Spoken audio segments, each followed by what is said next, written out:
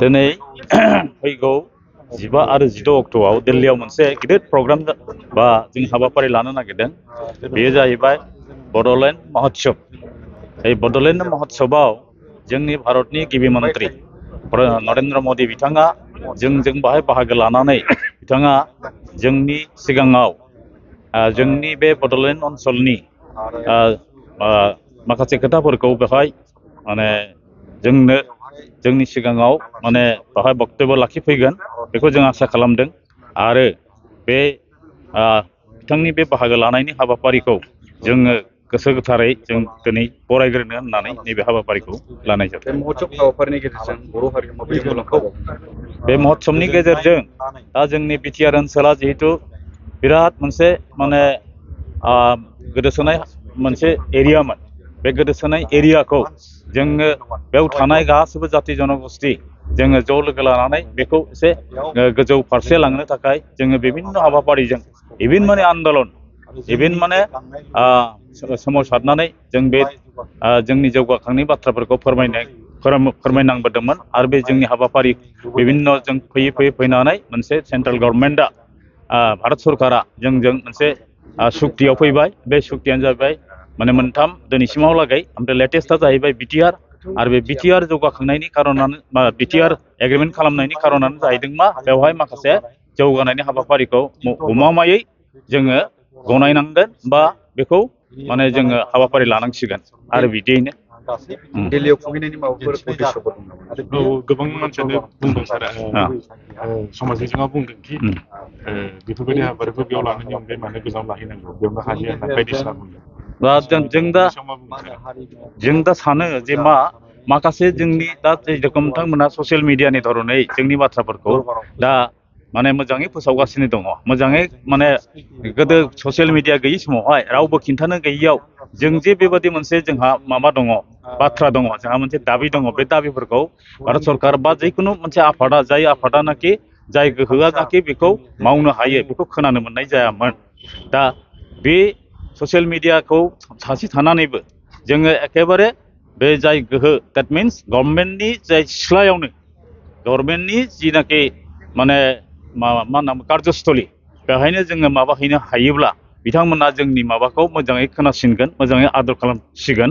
ओरै जोंनि फोथायनायजों जोङो बिथांमोननि बे सिथ्लायावनो बेखौ माने खुंनो नागिरनाय जादों। बाहाय गुबुन मोनसे माबा गैया। जोंनि माने ओभारअल माने डेभेलपमेन्ट ओभारअल माने बिटिआर ओनसोलनि माने भेराइटिस माने डेभेलपमेन्टखौ बाहाय जाहाथे सेन्ट्रेल गभर्नमेन्टनि गोहो गोराफोरनि सिगाङाव फोथायनाय माबाखौ लाबोनो हायो गोरलैयै। बिटिआर गभर्नमेन्टआ दा सिबाथ' निस्सय थांगोन। दा आंनि मोनसे हाबाफारिखौ माने पार्टिकुलारलि बिदि मिथिया।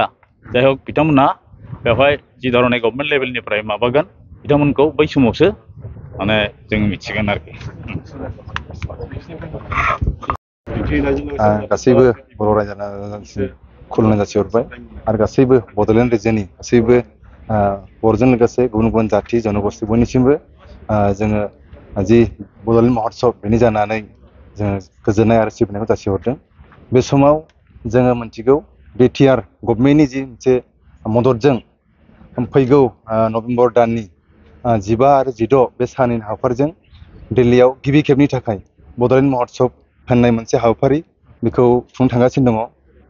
बे हाबाफारियावनो गिबि खेबनि थाखाय जि मोनसे 15 नभेम्बराव बेयावनो जोंनि बेखेवनाय हाबाफारि हिसाबै बेलासि समाव जोंनि भारतनि गाहाय मन्त्रि मानगोनां श्री नरेन्द्र मदि मानगोनां बिथाङा दिनै बेयाव बाहागो लानानै जोंनि हाबाफारिखौ मेहेरगोनां खालामनो थाखाय बिथाङा दिनै जोंनि गेजेराव जोङो कनसेन्ट होबाय। बेखौनो दिनै जोङो बरायनानै जोङो दिनै मोनसे रेलि हाबाफारि लादों। जोङो बिथांनि जि मोनसे जोंनि हाबाफारियाव बाहागो लानाय जोङो गोसो खुसियै गासै बड'लेण्डनि रायजोनि जानानै जोङो बरायदों। आरो फैबाय थानाय समाव जोङो बेखौनो हास्थायदों गासैबो बर' रायजो राजा जाहाथे बे गासै बर'निनो मोनसे हाबाफारि होननानै बेखौ सानगोन आरो बुजिगोन आरो बेखौ गावनि हारिनि जि मोनसे राव थुनलाइ आरो जि जोंनि गासैबो हाबाफारिनि जि मोनसे हारिनि मोनसे सिनायथि बेखौ भारतजों लोगोसे गासै प्रिथिबियाव गोसार होनायनि थाखाय जे मोनसे मोजां हाबाफारि बेयावहाय जाहाथे गासैबो रायजो राजाया मदद खालामगोन आरो बेखौ बरायगोन आं बेखौ दिनैनि जि मोनसे रेलिनिफ्राय बेखौ फोरमायबाय आरो फैबाय थानाय जि 16 नभेम्बर बेयाव बर' थुनलाइ आफादनि जोनोम सान बेखौबो जोङो दिल्लीयावनो जोङो साइ स्टेडियामाव गाजा गोमजायै गासै गुबुन गुबुन हाबाफारि सेमिनार दङ डिसकासन दङ जोंहा दिल्लीयाव रेलिबो दङ जोंनि गासै बर'नि जि GI टेग मोननाय जिखिनि जोंनि बिथिंफोर बे गासैबो आयदाखौ जों लानानै बेयाव एग्जिबिसन दङ बे गासै जोंनि